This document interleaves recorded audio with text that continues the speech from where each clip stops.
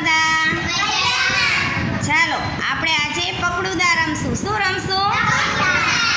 આયરા એમાં દાવ આપશે. આવતી રે આયરા.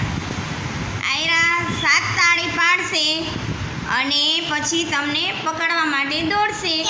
બરાબર? પછી જેને આયરા પકડી લેશે ને એને પાછો દાવ આપવાનો રહેશે. ચાલ આયરા 5 6 7. ચાલ પકડવા માટે દોડ.